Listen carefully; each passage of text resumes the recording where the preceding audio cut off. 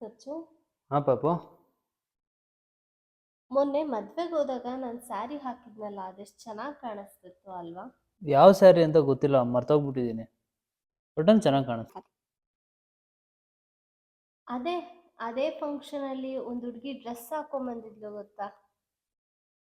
Red colour dress ತಾನೆ? ಅವಳು ಹಾಕಿರೋ ಡ್ರೆಸ್ಸು ಕಲ್ಲರು ಎಲ್ಲ ನೆನಪಿದೆ ಅಲ್ಲ. ನಾನು ಯಾವ ಸ್ಯಾರಿ ಹಾಕಿದ್ದೆ ಅನ್ನೋದೇ ನೆನಪಿಲ್ಲ ನಿಂಗೆ. ಮಾನ ಮರ್ಯಾದೆ ಏನು ಇಲ್ಲ. ಈ ಲೋಪರ್ ನನ್ನ ಮಕ್ಕಳ ನೀವೇ ಕಲ್ಸ್ಬೇಕಪ್ಪ, ಬುದ್ಧಿ ನೀವೇ ಕಲ್ಸ್ಬೇಕು. ಚೆನ್ನಾಗಿ ನೆನಪಿರುತ್ತೆ, ನಾನು ನೋಡಿದ್ರೆ ತಾನೇ ನೆನಪಿರತ್ತೆ. ಬೇರೆ ಹುಡುಗಿರ್ನೇ ನೋಡ್ಕೊಂಡು ಓಡಾಡ್ತಾ ಇದ್ರೆ ಇನ್ನೆಲ್ಲಿ ನೆನಪಿರುತ್ತೆ ನಾನು ಏನ್ ಹಾಕಿದೀನಿ ಅಂತ. ಏನ್ ಚೆನ್ನಾಗಿ ಡ್ರಾಮಾ ಮಾಡ್ತೀಯ ಅಲ್ಲ. ನೋಡು, ಹಿಂಗೆ ಬೇರೆಯವ್ರನ್ನೇ ನೋಡ್ಕೊಂಡು ಓಡಾಡ್ತಾ ಇರೋ.